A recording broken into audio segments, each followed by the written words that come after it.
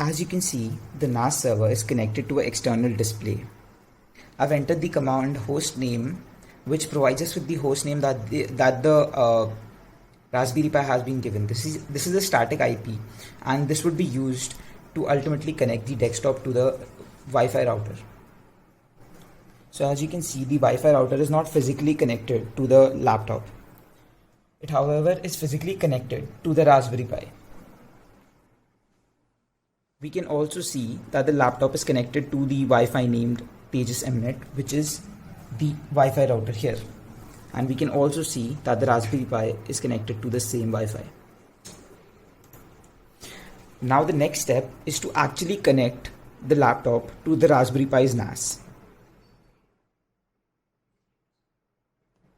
So we go and connect to server, and as you can see, we've entered the IP address of the Raspberry Pi. When we click on connect, we get a prompt that asks us for the username and password.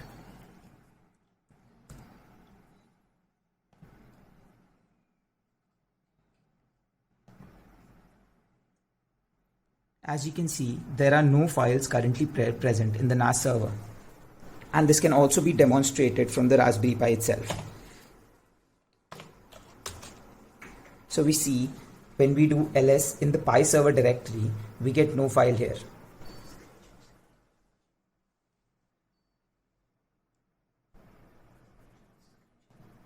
But I'll just transfer one file from this to the NAS server. And as you can see, it has successfully been transferred to the repository. And now when I go to the Raspberry Pi and I enter ls, you can see that this screenshot has just been uploaded.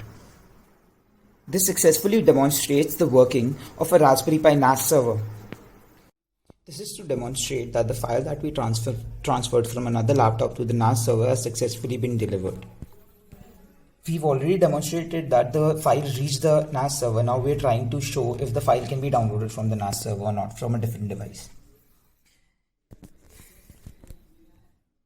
I'll first demonstrate that we've connected to the same Wi-Fi, which is Tejas MNet.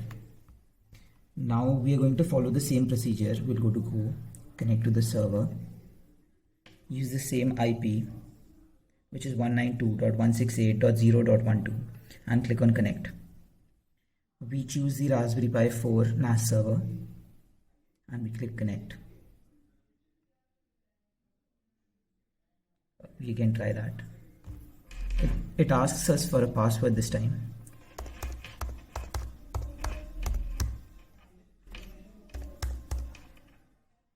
So I've entered the password. I click on connect and I connect to the Raspberry Pi. So as you can see, our device has been successfully connected to the NAS server, and we can see that the screenshot that we uploaded from the previous device has been displayed here. Now we'll just drag and drop this from the NAS server to our local machine. So it has been successfully copied. So this was the photo that I would just explain the components that were used. So we used a laptop for testing, a Wi-Fi router which would directly be connected to the Raspberry Pi, Raspberry Pi Model 4, two pen drives, an external monitor for testing purposes, a keyboard. Thank you.